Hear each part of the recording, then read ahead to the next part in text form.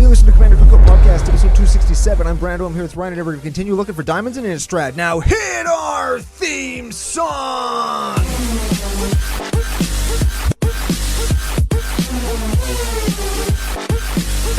Hey, Ryan. We're back for yet another whirlwind adventure. How you doing? Ooh, good. What is going down? Same as 10 minutes ago when we were talking about this new set. I'm going to use air quotes for that. But we got some cards to review. We got some people to thank. We actually don't. We have some stories to tell, which we already told if you listened to yesterday's episode. But before we get to clearing up any of that, we have to thank our official business daddies, FusionGamingOnline.com, their source for all your gaming needs. Very much so. Today is the legendary creatures from Innistrad Midnight Hunt and the associated Commandy product. Yes. We've got 24 new ones. Is that a high number or a low number? That is, as per 2020 and 2021 thus far, that is a low number. Okay. But we've got two different showcase frames for any one commander, except for the stuff that comes from the precons. So it's more, but well, I don't know. If you're trying to collect one of every art, it's more. In real life, it's 24 cards. Yeah. Full stop. And if you want to pick any up, CCO Fusion 5 over at FusionGamingOnline.com. Links in the show notes, links in the description, wherever you're picking up the show, whether it be podcasting platforms or on YouTube. And you should be fucking watching and subscribing. Yeah, it really does help, and it is a free way to support the show. Mm-hmm. It's easy. You just click subscribe. Joe will have the little subscribe animation, and the button is just down off screen where you can't see it. It looks like I'm doing something dirty, which you would only know if you're watching on YouTube. That's right. Yeah, that's it. So, you can see all the times we use air quotes like new set. Well, it is a new set. It's 100% a new set, but yeah, so yesterday we did our not review. Yeah, we talked about some cards that were good. Yeah, we found lots of actual cards that we liked, and there was some positives to say about the basic lands, and I like the showcase art style, not necessarily the borderless or not necessarily the frame style. Right. Looks kind of recycled from Eldraine, but the art style, really cool. It's pretty neat. And we like the cartoon and movie horror trope. I think that's cool. We'll see if any of that translates into the legendary Creech. Yep. I feel like they feel a little bit more kind of medieval as opposed to movie trope. I feel they feel kind of more mid. Like mid. Yeah, we'll just stop at mid. Just mid. Yeah, mid. Okay, well, we've got them up here, 24. We've got them in alphabetical order, right? Yes. Sure. Yeah, let's just do them in alphabetical. We're going to start talking about Magic cards in the first 5 minutes of the show. The first 3 minutes. We got 9 seconds. Hurry. Okay, here's Adeline Resplendent Cathar. Wow, this is a star 4 human knight white 1 vigilante. Ooh. That means vigilance. If you're not in the nation, welcome. Welcome. Yes. It's good to have you. F you for being here. Yeah, very much so. If you want to get a nickname, patreon.com/CCO Podcast, and you can join our Discord. It's a great place to be. Total mediums, but people are starting to crack Innistrad. We're totally not talking about cards. And they're showing off their pulls. I like seeing what people pull, and I like seeing mail days. We got those are cool. Yeah, we should make a new channel, Mail Day Monday. Huh. Yeah, and everybody just posts. It doesn't need to be Monday. It can just be a Mail Day thread. Anyways, Adeline Resplendent Cathar Vigilante star 4, power equal to the number of creatures we control. That's pretty good. That's lots if you're playing tokens, and white does the token thing. Okay, let's see. Whenever you attack, for each opponent, create a 1/1 white human creature token tapped and attacking a player or planeswalker like that you could fucking be attacking. You know what I like about this card? It gives Besides the fact that it's pretty good. It makes itself bigger. Yep. Yeah. I also like that it's a Cathar. And it can go on a crusade. Oh, yeah. Cathar's Crusade would be so good with this card because then they all get huge because you get 3 ETBs every time you attack. Yes. Put it in your Boros deck with extra attack steps. Yep. Fuck phases. Sorry, all you rules lawyers. Attack phases. But yeah, I think that would be cool. But this is a neat commander. I think it would be good at the helm of like a white weenie, low to the ground kind of aggro deck. So it's cool. It'll go in the 99 of lots of decks as well. Yep. So I think it goes in the 99 of the Boros Attacky deck. Yep. Which I'm surprised that you didn't just say and then go moving on. Well, I already got that set up for another one later on in the show. So we'll just we'll move on. Okay. To Dinick Pious Apprentice. Dinick? So Lil Dick Pious Apprentice / Lil Dick Pious Apparition. That sounds like a rapper whose name is Richard, who calls himself Lil Dick. Lil Dick. I don't know if any rapper would call himself 100% they would. That's cool. I guarantee you that there is a rapper probably listening to this show whose name is just Dez Nuts. Not D's Nuts, Dez Nuts. Dez Nuts. Yeah. Yeah. Well, we got a Mike Hurst from yesterday. That's close to Mike Hunt. Anyways, Dinick Pious Apprentice is a 2/3 human souls for white-blue. That's it. Lifelink. Cards in graveyards can't be the target of spells or abilities. So play Grafdigger's Cage. Yeah, it's Grafdigger's Cage in the old command zone. Yeah. I see that. Okay. And it's got Disturb, which lets you cast him for its disturb cost out of your graveyard. When you do that, it returns to the battlefield transformed. The disturb cost blue-white 2, and it transforms into Pious Apparition, flying 3/2. Whenever one or more creature cards are put into graveyards from anywhere, investigate. This ability only triggers once per goddamn ass turn. Man, they're doing that lots lately. Let's just move on. This is not a good card, is it? If you be put into your graveyard from anywhere, you exile them. That's a disturb thing. Yeah. Yeah. Just play the graveyard hate. Just play the card. You don't need it in your... Don't waste your command zone on graveyard hate. Oh, I like that take. There's so many better things that you could be doing in the command zone than playing grave hate. And, correct me if I'm wrong, one piece of grave hate might not be enough, so you'd be playing Grafdigger's Cage anyways. Yeah. And you'd be playing... Now you can play your Soul Guide Lantern and your Relic of Progitits, and those say draw cards on them. Yeah. So you want to play those cards anyways. Yeah. Because you can cash them out for a card late game. That's right. Okay. So, moving on to Eloise Nephalia Sleuth. This is our first commander deck card. Yes, you're right. 4/4 human rogue, black, blue 3. Whenever another creature you control dies, investigate. That's pretty good. That's neat. I like that it's a sleuth that investigates. Sure. Whenever you sacrifice a token, aka when you cash out your investigate token, surveil 1. That is, look at the top 1 card of your library and you can put it onto the top of your library or into your graveyard. Yes. Do you know what makes this card special? Tell me. F.U. Jesse, haven't played with him for a while. Who's that? That guy that we used to play with that played like 4 Wrath of Gods in one deck? Oh, yeah. Yeah, I remember him. This is his daughter's name. Eloise? Yes. Neat. So I texted him when I seen this. I was like, you seen this shit? He's like, yeah, I'm building the deck. Yeah, and then he's going to teach her to play Magic, and this is going to be her commander. So she's going to have like a totally middling deck. I didn't say that much to Jesse. The important part is... I mean, it's cool that this is being used as a device to get new players into Magic for sure. Yep. But this is not going to be anybody's main deck. Unless you just go like straight up like crazy control, like you make the Dimir good stuff deck. Which I'm totally fine with because creature's going to creech and die. Yeah. And investigating is just like drawing extra cards. Yeah, but there's probably, if you're going to just build a Dimir good stuff, there's going to be a better Dimir commander in your command zone. The point is I'm a little bit jealous that my kid doesn't have a card named after him. Give it time. Give it time. We're going to the Lord of the Rings.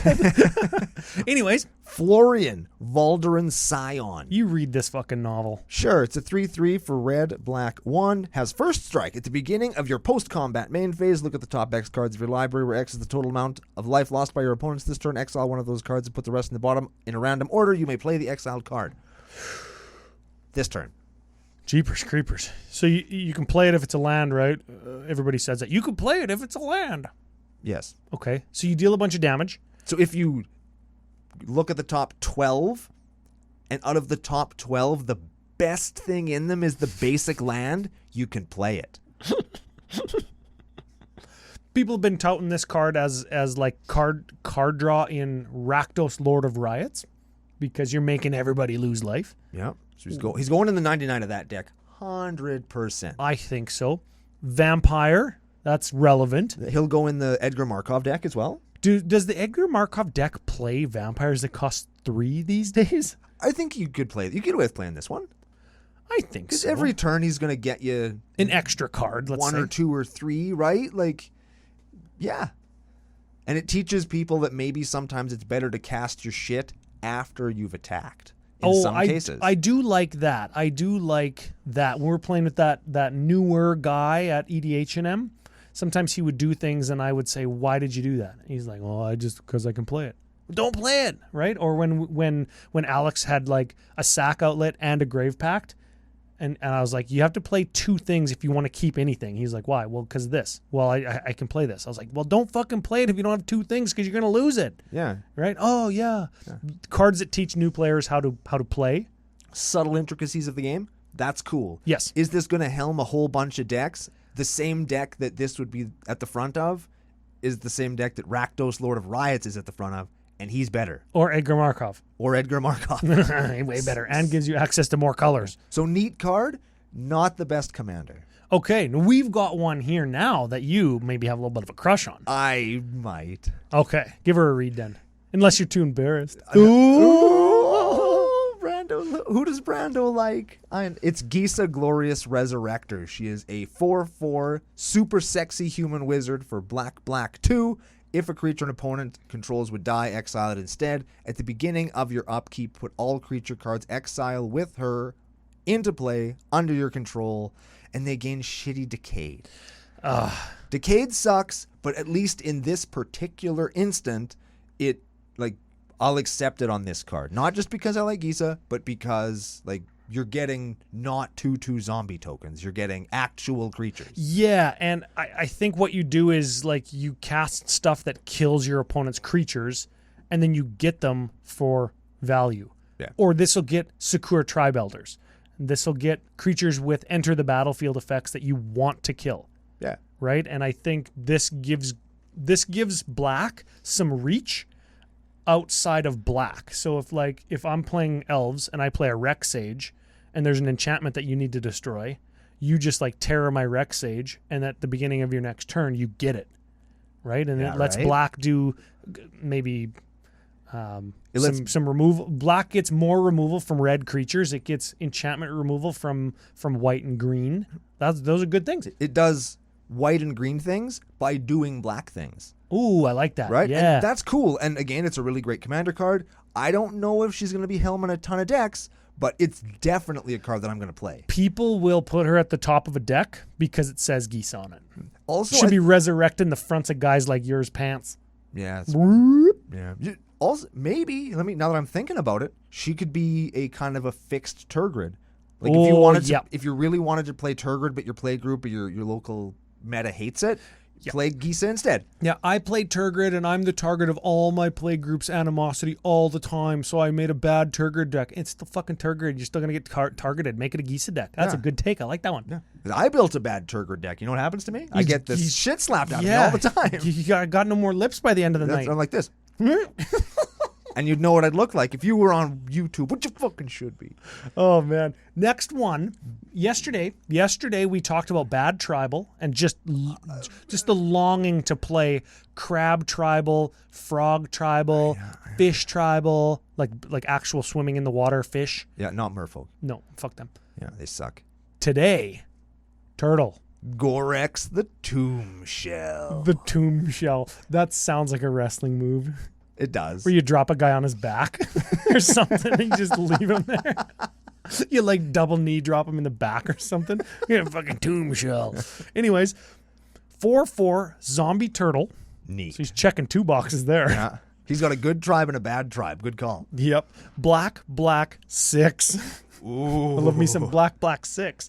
As an additional cost to cast this spell, you may exile any number of creatures from your graveyard, and this spell costs 2 less to cast each time. So if you exile 3 creatures, it's a 4/4 for 2. That's pretty good. It's got Death Touch, and when Gorex the Tomb Shell attacks or dies, he's like, yeah, fuck you, or fuck me, I guess. Yeah. Choose a card at random, exile with Gorex, and put that card into its owner's hand. That's pretty cool. Yeah, I imagine this with and you know me, I like a good morality shift. Yeah. I like how people are emailing us, Ryan, there is a card that does that. It's morality shift. I know. It shifts your graveyard or your library into your graveyard and your graveyard into your library. With Gorex and a sack outlet and big black mana, and we say it every time, you can just over and over and over and over cast this guy, and you get random cards that you exile from your own graveyard back with him. And it's just like, this is, the Dirtly Artifact deck? Yeah. This is the Dirtly big black mana turtle deck. The Dirtly Turtle, the Dirtle Turtle? Yes. You know what I really like about this? Is he's giant and he has a mausoleum on his back. Yep. So the flavor here is he's living under the ground because he's a zombie, and that's where zombies start out, is buried on the ground with a mausoleum on their back. And you want to summon him, so you throw a bunch of dead bodies into the mausoleum to like wake him up, and then he gets up and all those zombies are on his back, and as he's rampaging through the town, bodies are falling out of it, and that's where they land in your hand. Oh, you cracked the flavor code. So I love that art on this. It's cool. It tells a little story. Yep. Like I just did. I like it when cards do that. I super like that. Yeah. I wish that it was Golgari colors. I get that it's not, but if it was, then you could play Meandering Tower Shell, and then you could have 2 Dirtle Turtles. Nice. And that's the start of the Teenage Mutant Ninja Turtles in like 13 years from now, when all these cards are at least 13 years old. Yes. And then you'd have to mutate them too with Ikoria cards. Remember we talked about that? We did. This is the next step. Which one would this be? Probably Raphael, hey? Slash, maybe? Slash is not a Ninja Turtle. Yeah, he is. He teams up with them sometimes. Fucking and guy. He looks kind of like that. He's got the big teeth, and he's a snapping turtle. Okay. I'll give it to you. Next one. Jadar Ghoulcaller of Nephalia. Jeepers Creepers, that's a long name. He's a 1/1 for black 1. Human wizard. A black creature wizard? Oh, we have those, I guess. Yeah, those exist, yeah. At the beginning of your end step, if you controlled no creatures with Decayed, create a 2/2 black zombie creature token with Decayed. Let's start by saying this isn't going to be the commander of any deck. No. Because it sucks. This is Ophiomancer, but for less good of a token. It's shitty Ophiomancer. If you want Ophiomancer, you probably want this. Yes, if you're playing Ophiomancer in a deck, you also play Jadar. But if you're going to pick one, if you want one ETB trigger that can make a creature die to get a die trigger really easily, every turn in your command zone for 2 mana, that's lots of boxes to check. And I think that you shouldn't, like you say, waste your command zone on this. And this guy's a fucking rare. This is an uncommon commander. Definitely. Moving on. And maybe he's got some place somewhere else that we're not seeing, but it makes the shittiest. Is this the shittiest type of token you can make? No. A 0/1's got to be worse. Because you can't even block with it. Like, you can't even get your 2/2 token and then block with it because they can't block. You can't attack. Well, you can attack with it, but fuck, of course you do. It's a 2/2 that swings and it dies immediately. Like, you know what I think of Decayed and blocking? This is an aside. This is... Hit me. They attack and punch you, then they just fall apart because they're stitched together shitty, as per yesterday. Yeah. Watch it. Blocking, if you run into them because they're trying to stand there and be tough, they just smash all apart, which is totally disgusting. Imagine what the smell is. Imagine the smell in fucking that Gisa Glorious Resurrector art. Probably so stinky. Don't even care. I would put her feet in my eye socket. Oh. Because she's not wearing shoes. Gross. Yeah. You'd get an infection, man. 100% I would. It would be worth it. I think of that scene on Hocus Pocus where the guy gets ran into with the bus and he's like, that's what I think of with the Decayed zombies. And that's why they can't block. Okay, fine. That's fine. Okay, good. Okay. So next up, we've got another flippy-de-dippity-doodah one. I like the flavor of this on the art again. We've got Jaren Corrupted Bishop. And on the other side of the card is Ormond Doll, the Corruptor. He's back. He's not just a knife anymore. Oh, this is the knife guy. That's the Ormond Doll knifey guy. Yeah, you don't need to rule 0 your knife commander anymore. You can just cast over. I still would though, because fuck this guy. Too many words. He's a 2/3 for black 2. Whenever it comes into play or another non-token human you control dies, you lose 1 life, create a 1/1 white human creature token. Pay 2, target human you control gains lifelink until end of turn. At the beginning of your end step, if you have exactly 13 life, you can pay black 4. If you do, you transform him into Ormond Doll. Ormond Doll is a 6/6 demon that costs fucking 6 again. Flying, trample, lifelink, sack another creature, draw a card. Sack a creature, draw a card's really good. Having to have exactly 13 life, not so good. You know, with Triskaidekaphobia, don't we just win if we have 13 life? Exactly. Or target player loses if they have 13 life? Yeah.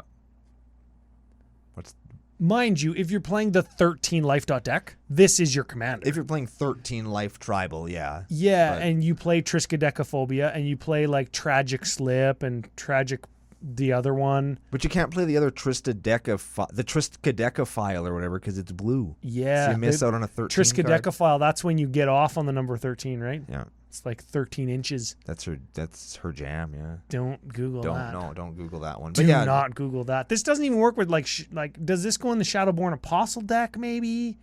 Because it's like a cleric. Maybe? I don't know. I don't know what you can't search that demon because you only search for the front side because the back side doesn't exist unless the mechanic made it exist. Yeah.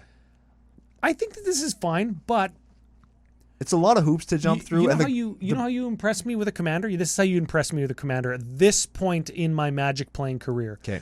You put less words on a commander and you match it with a very elegant name or a profound name and a nice piece of art. The less words, the more I am impressed. When it is appealing, like when you do something that's so good in such a little elegant kind of sentence.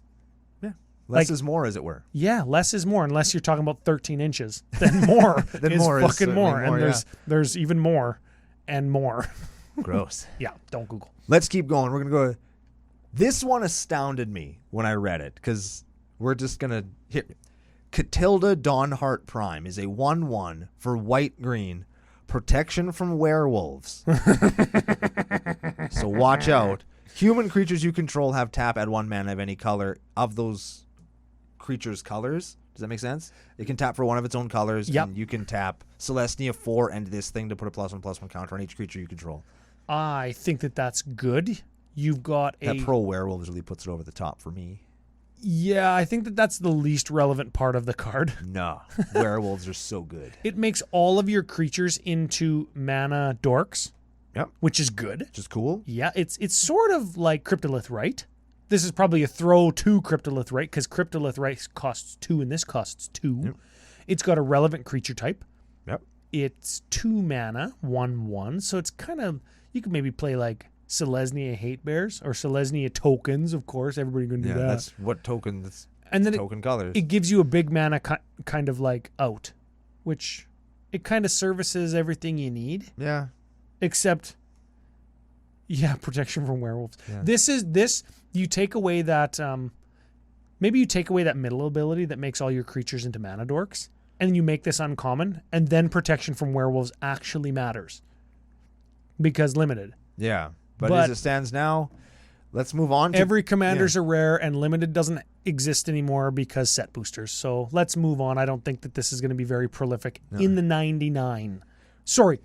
It's going to be relegated to the 99 is what I meant. Kerbis Harvest Celebrant. Holy smokes. That's lots of cool words. See, that interests me. And it's a 0/0 for green X. Also interesting. Now we're talking. Not a Hydra. This is a Treefolk. Mm-hmm. Okay. Enters the battlefield with a number of +1/+1 counters equal to the amount of mana spent to play it.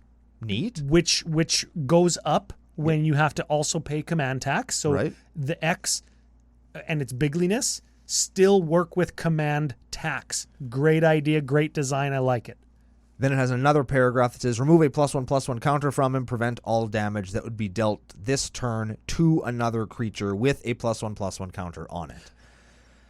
Oh, so they kind of blew it up there at the end. It's close. It's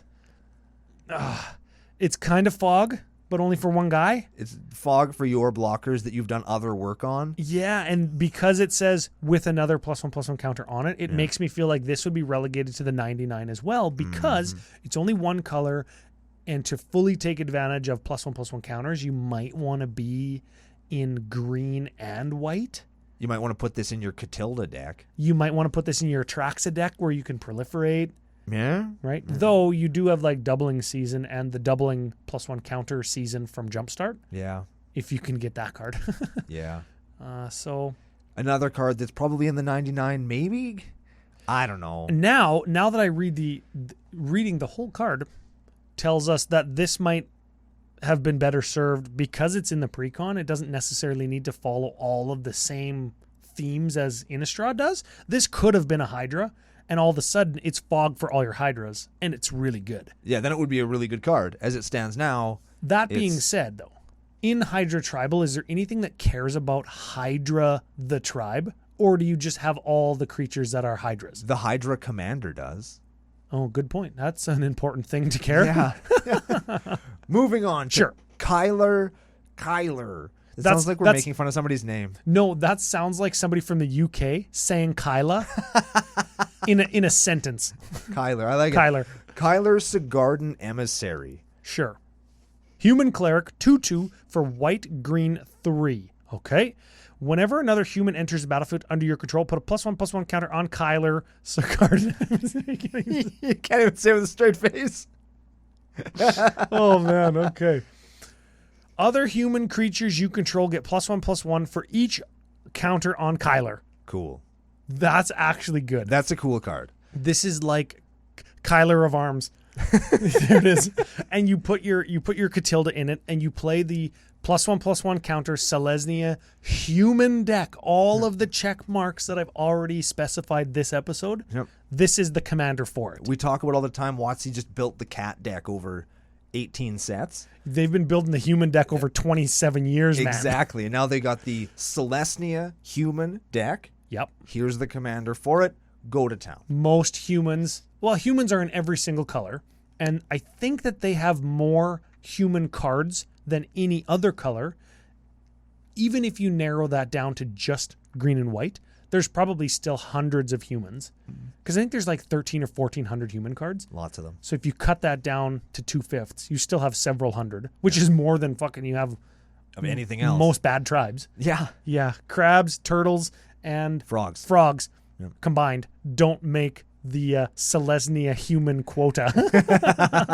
So that's a cool one. I don't think we're going to build it, but somebody out there listening right now probably is. No, humans suck. Fuck humans. Boom. Fuck humanity. I like it. Yeah. Let's talk about another human. Oh. Okay. Leonor Autumn Sovereign. This doesn't look like a human. No, it doesn't. But it is a human. You know what? This wouldn't be human tribal. This would be noble tribal. Sure. Or my favorite, should have been errated to noble tribal. Give it a read. It's a 0/4 for 4, one of which is white, one of which is green. It has Coven. At the beginning of combat on your turn, put a +1/+1 counter on up to one target creature you control. Then if you control 3 or more creatures with different powers, draw a card. This goes in the Kyler deck, does not go at the head of its own deck because it's a waste of your command zone. Yeah, interesting. Just to clarify, at the beginning of combat on your turn, put a +1/+1 counter on up to one target creature you control. Right. That triggers. Yep. That triggers every time, regardless of whether or not you have 3 creatures with different power. Correct. Every time. Then, if you have 3 creatures of different power, draw a card. Yeah. Sure. I feel like those should have been 2 different abilities. Like it should have been at the beginning of combat, put a +1/+1 counter on a creature you control, then the Coven thing. Yeah, maybe they want it to fit flavor text. I don't know. Not worth it. Let's go on to the next one. Yeah, it's interesting. It's interesting because, you know what?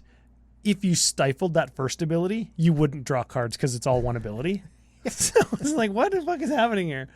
Anyways, next card. Lear, Disciple of the Drowned. Fuck, this one's good, man. Yeah. This one's good. This is a 3/4 human whiz. Yeah. Blue, 3. Spells can't be countered. Cool. There's an elegant sentence that I'm into. Less is more, baby. He's not a 13/13. Anyways, each instant and sorcery card in your graveyard has flashback equal to its mana cost. Neat. That's a fucking good ass card. So immediately you think blue, you're going to flash back your counters, you're going to flash back your extra turns. But here's what I like about this card. Well, you can't. It says spells can't be countered. Yes. So this not can't, even yours. It can't even be mono counter spell deck because spells can't be countered. And I appreciate that they put that in. I like that. Yep, very much so. What you do get here is it would have to be a mono blue kind of spell slinger flashback. Whenever you cast something from your graveyard, you get a bro. Every time you cast something from your graveyard, draw a card. If you go like Brainstorm, draw 3, put 2 back. Brainstorm flashback, draw a card with that enchantment. Draw 3 more cards. This is a cool deck for people who like the Brainstorms, the Ponders, the Preordains, blah, blah, blah. Yep. But if you put it into the Savine deck, where when you cast stuff out of your graveyard, you get to copy it. Right. This is like super fucking good, because things that ought not to have flashback get flashback. And you get access to red, so you can flashback things like Earthquake and Price of Progress, and Lightning Bolt all of a sudden becomes like 6 damage or 12 damage or whatever, because you can copy it with Savine. You can copy it from your graveyard. Neat. This guy is good as the commander and good in the 99. It's our first good one. Oh, yeah. Fuck that. Let's move on to Lisa Forgotten Archangel. Oh, yeah. Let me read this utility card for you, Ryan. Sure. White, black, 2, 4/5, Angel, flying lifelink. Whenever another non-token creature you control dies, return it to its owner's hand at the beginning of the next end step. If a creature an opponent controls would die, exile it instead. Well, we've got a lot of that. If a creature an opponent controls would die, exile it instead. We've seen that on 3 or 4 cards in this set. Yep. I think that's cool. Graveyard hate is important. Yes. And this is some graveyard hate. I'll ask you this. Okay. I'll ask you this. Because people do play Leyline of the Void. Probably de facto, right? Because it starts the game in play for free if it's in your opener. And it gets everything, right? Do we care that much if it only gets creatures? Yes. Because... Absolutely we do. We just talked about a creature that is the exact reason why you play Leyline of the Void over this. Yes, because flashback, because Duretti artifacts, because artifact shenanigans, Shalai, all this stuff, right? Yep. So getting creatures isn't nothing, but it's not as good as Leyline. No.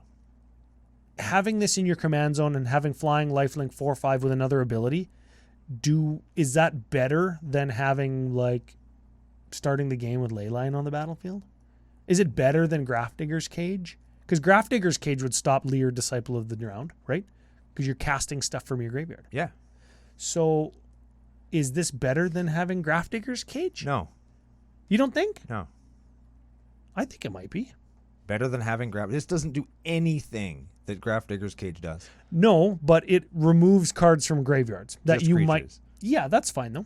I guess. That's worth something, is what I'm saying. It was not worth nothing. The card isn't worth nothing. It's just like there's other cards that cost less that do what it does better than this does. Now, here's the next question. Is this better than Athreos, God of...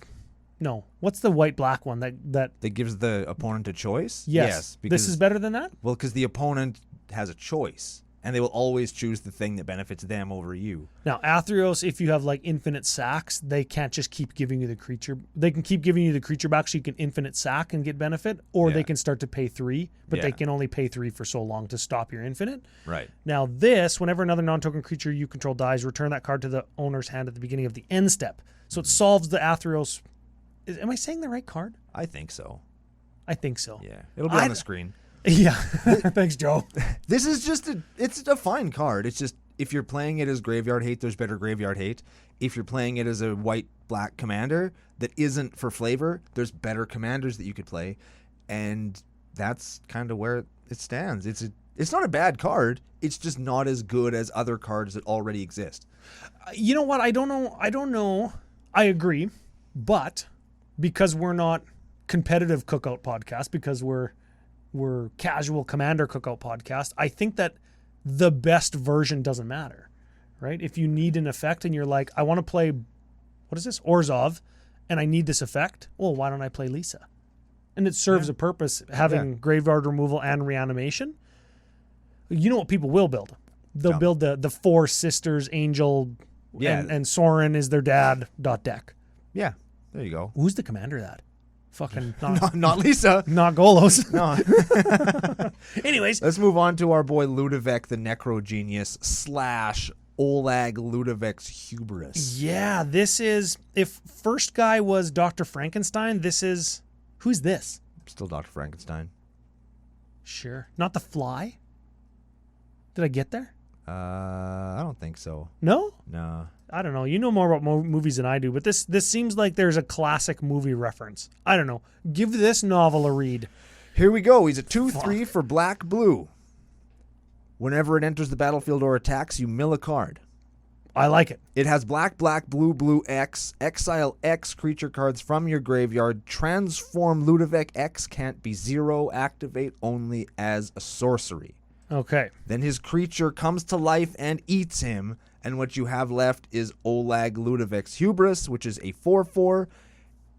When it transforms into Ludovic's Hubris, it becomes a copy of a creature exiled with it, except it's still Olag, it's still a 4/4, it's still legendary, it's still blue, it's still black, it's still a zombie. And then you put a +1/+1 counter on it for each creature you exiled with it. Wow. Does a lot of shit. A lot of shit. I think that you should just play. What's the yeah, what the fuck is it? Alex played it yesterday. Yeah, it just becomes a copy of a card in your graveyard. Yeah. Demir Mastermind? Yeah, or Demir Doppelganger. If you want to play this as your commander, play Lazov instead. If you want to play it in your deck, play Lazov instead. If you want to play it 2 times in your deck, play Lazov instead, and then play Demir Infiltrator instead. Doppelganger. If you want to play it 3 times. Then you throw that shit in there, baby. This is a 2-cost commander.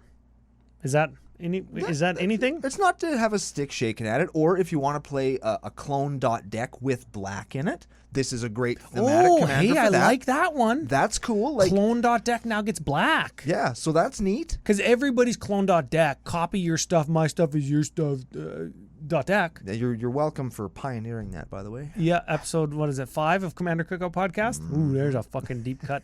This gives that deck access to black, which I like. Which is cool. Second thing I like. Not that we do this with every single card, unlike some casts that review shows. This, if you go infinite bounce, you infinite mill yourself. Yes. You know I like doing that. Yeah. It gets me all resurrected in my pants. Anyways, I think that those 3 reasons would be reasons to play this card. Other than that, though, moving on to the not curse. The not curse mander. Yeah, you know what? Good thing they didn't make this a colorless commander with 5 colors in her text box. Because, man, curse mander that does Golos type shit, fucking banhammer. Why couldn't this just be this exact card, but with green and white on it too? Then you could play all the curses. I don't know. Just give the curses. How do I say this? Lindy? Sure. Lind? Cheerful Tormentor. She's a psychopath. This is a 2/4 human warlock for Grixis. I was going to say green, but there's no green. Grixis and 1. Death Touch. Whenever a curse is put into your graveyard from the B, return it to the B, attached to you at the beginning of the next end step. So curse your fucking self. Yes. I love it. I love it already.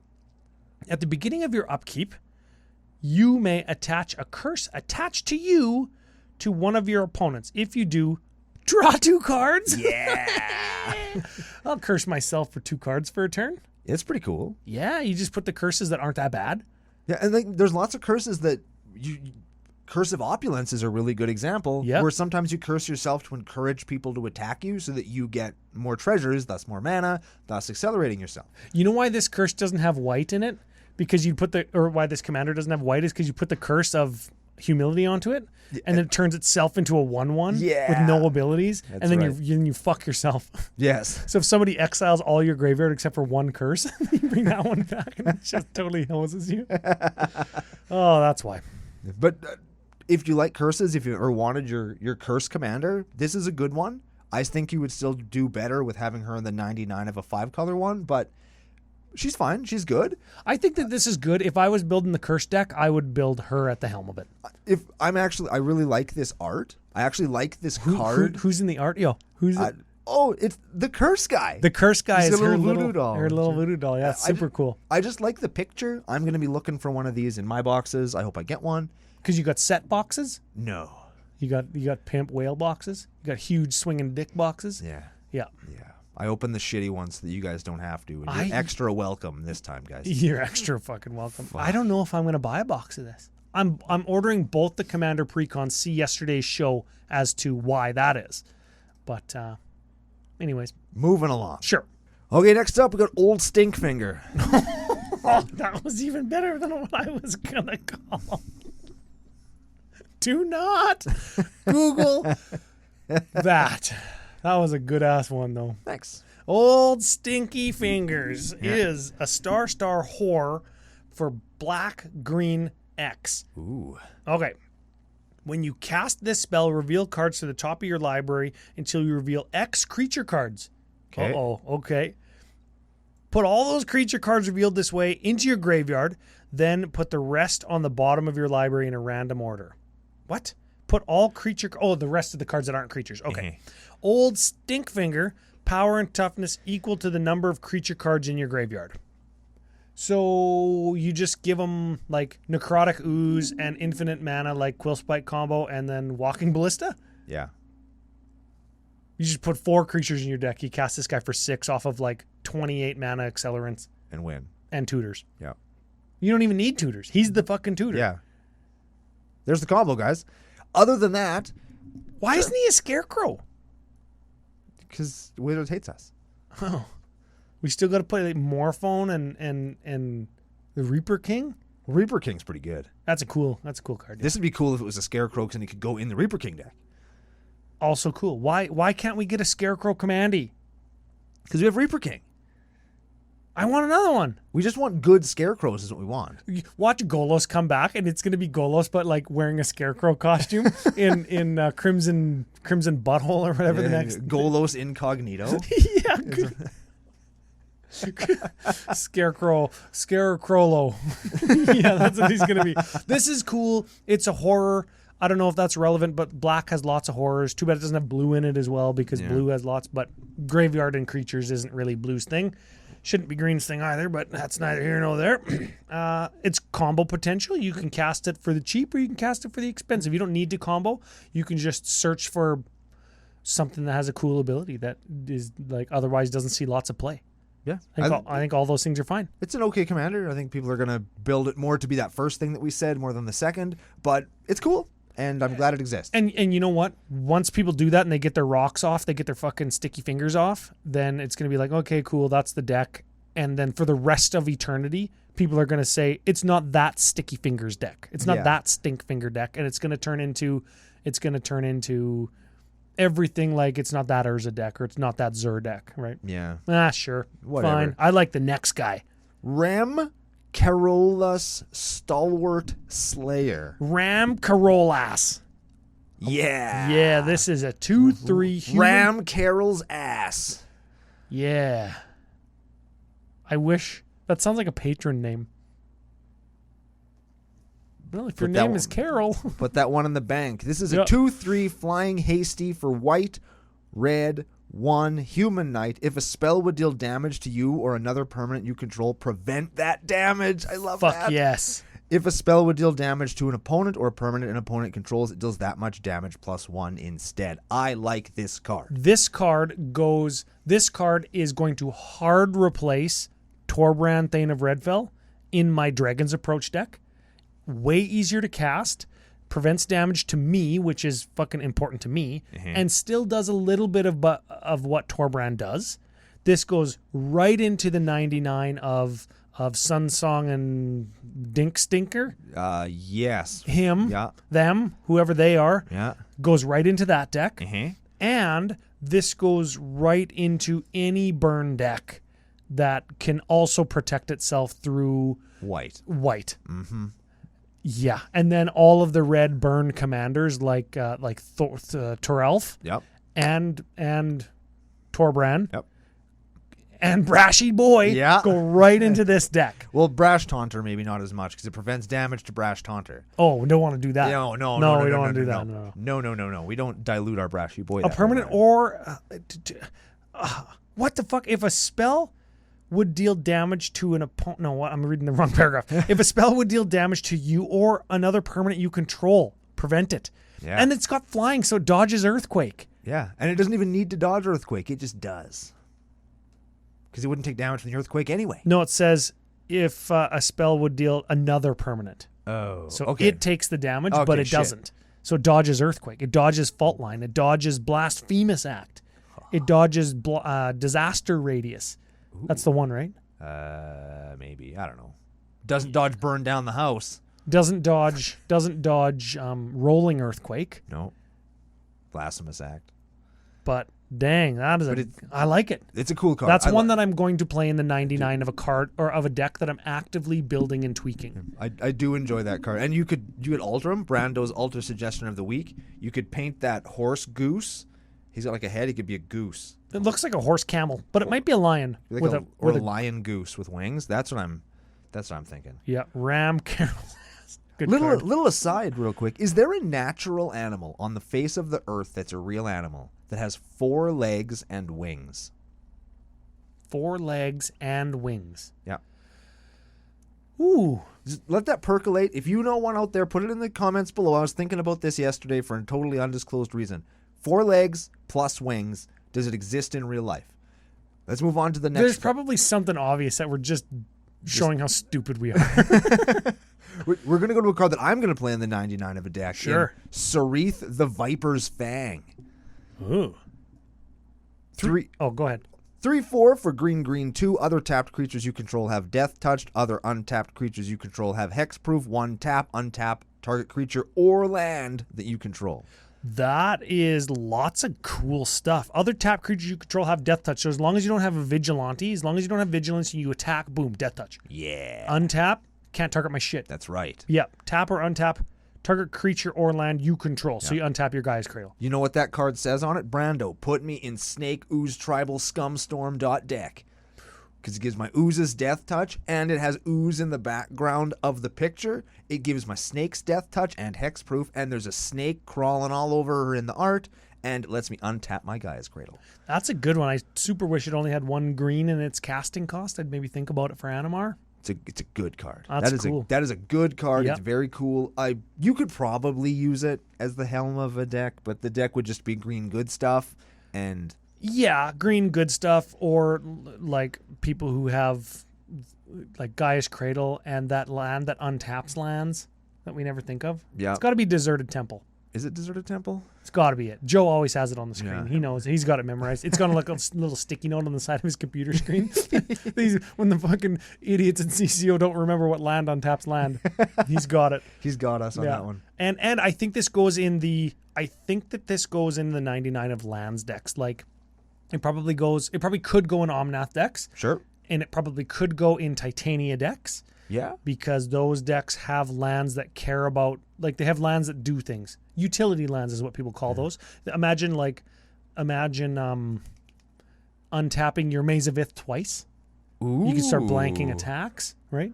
Imagine putting him in a Gruul deck with a Goblin Sharpshooter. There it is. There it is. You were thinking. Goblin Sharpshooter with Death Touch. Yeah, baby. Yeah, that's I like it. Yeah. That's actually really good. That's super good. Yeah, because as soon as he taps, he kills whatever, and it's just like immediately kills everything, not just the 1/1s anymore. Yeah. Oh, fuck, that is good. Okay. Returning character. We've got 2 Sigardas, 1 reprint, 1 new. Yeah. The new one, because that's the one we care about, is a 4/4 Angel Flying Trample, white, green, 1. Sure. Okay, 4/4 Flying Trampler for 4. Not really, bad. Really good. Yeah. Humans you control get +1/+1. Neat. Really fucking good. Yeah. Could go in the human deck that we've been gushing about. Coven. Whenever Sigarda attacks, if you control 3 or more creatures with different powers, look at the top 5 cards of your library. You may reveal a human creature card from among them and put it into your hand. Put the rest on the bottom of your library in a random order. So it's like draw a card, but it's got to be a human. But you're playing human tribal anyways, so you'll probably hit at least 1. I feel like they printed this in the wrong set because it comes along with another human commander that I think people are going to be more excited to play. Like, this is a cool lord. It's got a cool ability. Yep. It's a cool card. And it's efficient too. It doesn't cost like 8. But I just feel like that other one is just, I think it's a little bit better commander. I don't know. Maybe you'll see a 50-50 split. Kyler, I think, is just a better commander, I think, for the human deck that they're building in this set. Yeah, and you know what else is? barring like something super specific or some combo with Kyler or whatever, I think that this is 95% of the cards are the same deck. Yeah. Which again is like, maybe you just should have split them up. But you can't move Sigarda, and Kyler maybe is part of the web fiction that they're doing again now, so they needed... Yeah, I don't know. There's always reasons, right? Yeah. All right. Next up. Slowgurk the Overslime. Slowgurk. Let me first say something that I really like about this. It's the art. Because this is either a giant fist smashing a boat or an amorphous blob man who's wearing a big ship as a hat. Ooh. It's a pirate hat. Because there's pirates in the boat. You know what I like about this? Tell me. Is this gives WotC opportunity to print one that has red in it and call it Fast Gurk. Give it a haste. Give it a read though. Slowgurk the Overslime is a 3/3 trampler for blue-green 1. Whenever a land is put into your graveyard from anywhere, put a +1/+1 counter on Slowgurk the Overslime. Remove 3 +1/+1 counters from Slowgurk. Return it to its owner's hand. When it leaves play, return up to 3 target land cards from your graveyard to your hand. That's kind of like a poor man's Crucible of Worlds that you just got to wait for. Or a poor man's Life from the Loam. Hey, that makes a Life from the Loam creature from the Loam. Yeah. Yeah. So if you can't afford a Life from the Loam because they're like $29, even with saving 5% CCO Fusion 5 promo code. Yeah, man, get that Slowgurk instead. You get a Slowgurk. Yeah. And if you put it in your command zone, you get access to blue. Because who the fuck doesn't want access to blue to do land stuff? To do blue and green. Do land stuff. Mm-hmm. Again, I don't think I'm going to build this because I already have my Simic deck picked out. Mm-hmm. But if I didn't have that, this is the one card I think that I'm like, I'll build that. Does your Ooze Snake Slime tribal deck not have blue in it? No, it's just green. Oh. Maybe it doesn't need no blue. I don't need blue. Oh, yeah, because, I have City of Solitude and Gemstone Caverns. I don't need blue. That's right. Okay, we're not going to end on a negative. No. So we're going to move right into the Werewolf Guy. So we have other things to do after that. Good idea. Tovalar Direly Shitty Overlord. Ah, I see what you did there. You thought I was going to just say the name? Human Werewolf 3/3 green-red 1. Whenever a wolf or werewolf you control deals combat damage to a player, draw a card. That sounds really good. Sounds really good, and I like how they included wolf in there. So you can play Dire Wolf from Ice Age. Sure. Good art. Yep. Ron Spencer. You could also play the best werewolf and wolf in Chameleon Colossus. There it is. Yeah. Okay. At the beginning of your upkeep, if you control 3 or more wolves and or werewolves, it becomes night. Then transform any number of human werewolves you control. Now they worded that so that it also gets the old werewolves too. Which is important and good because like something like Moon Mist that says all werewolves transform doesn't work on the daybound nightbound things. Which is like, what the fuck? What's the point of that? Okay. So this does get the old ones like the Mayors of Avabrooks and the Huntmasters of the Fells and the Instigator Gangs. Yeah, Instigator Gangs, a good one. Tovalar the Midnight Scourge. Okay. Whenever a wolf or werewolf you control deals combat damage to a player, draw a card. We keep it. They left that ability. Cool. They left it in there. Green, red, X, target wolf or werewolf you control gets +X/+0 and gains trample until end of turn. That is Kessig Wolfrun. Kessig Wolfrun, yeah. Or Skarg the Rage Pits. But Kessig Wolfrun. The Kessig Wolfrun, yeah, definitely more like So that. I think that this is good. It transforms so you can have an Alpha Strike. Yep. Which is important because Alpha is like a werewolf word. It's cute.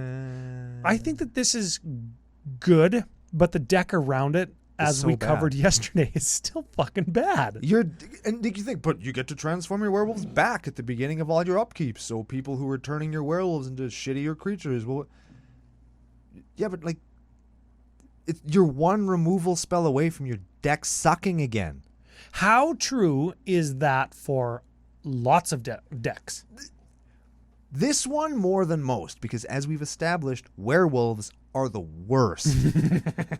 And when the difference between your deck being actually good, because the backside of most werewolves are good. Yeah.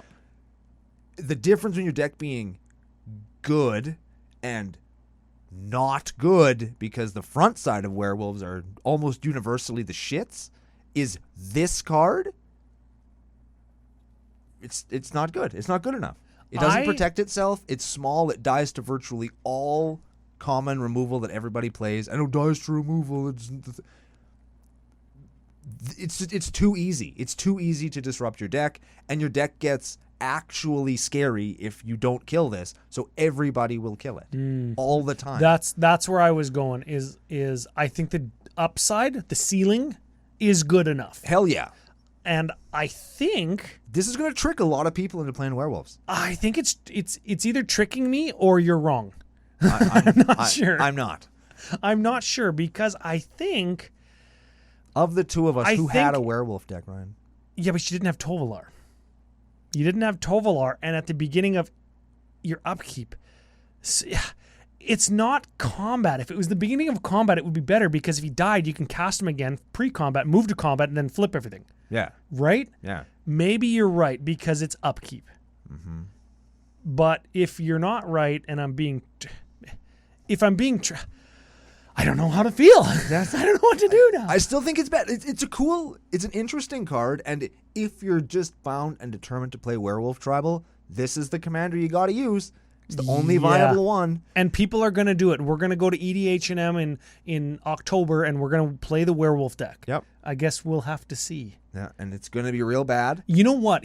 This is what I think, because this is usually how it works. Okay. Two sides to every story, and somewhere in the middle is where the truth is. If I say, I don't think we're being tricked, I think it's good enough because the ceiling on werewolves being flipped is that high. Very high. And you're saying it fucking sucks because you're one removal spell away. Yeah. I say, well, maybe like every deck is one removal spell from being really good if it relies on the commander. Yeah. I think somewhere in the middle is going to be where it's going to lie. Mm-hmm. Somebody's late game, you're going to drop 3 werewolves maybe after a wrath. You got lots of mana, green card draw, the whole thing. You're going to go cast my commander, cast 2 other werewolves. Nobody's going to have a removal to answer. Flip, take 15, you're dead. Yeah. I think that's going to happen, and that's going to put that deck somewhere in the middle. Yes. We'll have to see. We'll come back to this one maybe in a couple months. We'll revisit it. Maybe we'll do the top 5 and 5 pickups. Maybe we'll put it in there because I've seen it a bunch of times now and not super good. Yeah. But I doubt it. Okay, we got 2 more. 2 more. First one, Vadric Astral Ass Mage. Asshole Ass Mage. Vag Ass. Mage. Yeah. I would not Google what I said. Vag Ass? Yeah. I wouldn't either. It's a 1/2 for blue, red, 1, human wizard. If it's not day or night, it becomes day when he comes into play. So it flips all those werewolves just talked about back over. Instant and sorcery spells you cast cost X less, where X is its power. Whenever day becomes night or night becomes day, you put a +1/+1 counter on it. That's never going to... The top one and the bottom one, never going to matter. You have a commander that isn't Mizzix of the Ismagnus, that you can just cast 1 pump spell on, and all your shit's free. Except for colored pips. Storm, Spellslinger, Flashback, Graveyard, Combo. This is the deck. This is Goblin Electromancer in your command zone. Tell me one Izzet deck that plays spells that doesn't run Goblin Electromancer. Now you can have 2 Goblin Electromancers. You can have a Goblin Electromancer in the command zone, or you can just cut the Goblin Electromancer out of your deck if you're relying on it for a combo, because you have it in the command zone and you have an extra spot for a tutor, card draw spell, or an additional storm spell. What he said. This is a cool card. I like this one. This one's gonna fucking bang. I like this one. Yeah. Last one, we're going to start with Wilhelt the Rot Cleaver. This sounds like it should be a call time card, and it looks like it could be a call time card. Yes. This is call time extras. We've seen a couple of those in this set that I didn't mention. It's a zombie. It is a call time card. A zombie warrior. Wow. That's call time music. Yeah. Okay. It's a 3/3 zombie warrior for blue, black 2. Whenever another zombie you control dies, if it didn't have Decayed, you get a 2/2 black zombie creature with Decayed. At the beginning of your end step, you may sacrifice a zombie. If you do, draw a card. That's the only use for these stupid Decayed zombies. Yeah. Sack them for a card. You can't even skull clamp them. Mind you can skull clamp them and attack with them. Yeah. And they're going to die regardless, even if they don't get blocked. That's a good use for them, actually. That's all right, yeah. That's okay. Yeah, so if you have Skull Clamp. Well, everybody plays Skull Clamp. Yeah, Skull Clamp makes your tokens better. Ooh. That's a revelation. Yeah, weird, hey? You heard it here first on CCO, guys. Skull Clamp Cookout Podcast. Well, there is blue. You could play copy artifacts. You have 2 skull clamps, and then you could skull clamp them. What? Yeah. What? And you have the Mask of Grizzlebrand in this set as well, that when equipped creature dies, you draw cards equal to its, what is it, power? Oh, yeah? Yeah, that one's good with Decayed. That could go in this deck. Yeah, then you're going to draw what, like 5? Man, I love drawing 5. 7. Wow. 9. You draw 9 because you draw 2 off of each skull clamp, and they'd be 5 zeros. You still have 2 skull clamps. Yeah. Oh man. There we go. Well, this isn't the highest point to end on, but you know what? Here, we just talked about a great deck. I got you. You tell me. Okay, you tell me if how we did today. Okay. Because we did in a set that you don't really like, with a bunch of like, I think in general, these commanders are fairly underpowered. Even the good ones aren't like, oh my god, this is going to break the format. Right. We did find a lot of positive things to say. We sure did. And I think that's good. And I think that we demonstrated that a bunch of the commanders have a range of things that they can build. Or maybe not for us, but certainly for you. If you're pumped for werewolves, go for it, man. I hope it works out for you. I hope I'm wrong. I don't think I am, but I hope I'm wrong. You know what? This is episode 2 of our not Innistrad Midnight Hunt set review, and we touched on a lot of really cool art stuff. I like the art on the showcase. We like the basic lands. There's a ton of other black cards and a ton of cards that have beautiful art. I think it goes without saying, but I'll say it anyways, that Innistrad is one of the most ugly, beautiful ugly sets. Fugly. Yeah, that exists. Like, everything is designed to just be dark and gloomy and scary, but it's beautiful. And then it has like a funny frog doing this. There it is. There's the face. That's my final thought of the day. I like cards in the set, and I like the set, but I don't like the cards in the set. That makes no sense, but you know what it means. That makes absolute perfect sense. I'm going to piggyback all over that, as I say. I think that this set might not be for me, might not be for Ryan, but it's totally for you, so pick it up. FusionGamingOnline.com, CCO Fusion 5 to get 5% off the cards you're going to buy anyway. Tell them guys that their partnership with us is excellent. Call them an old stinky finger. You could. They do have one of those add note to vendor boxes on the webpage. Yes. So you can use that. Let us know how it went on the next episode of Commander Cookout Podcast. Hit our theme song!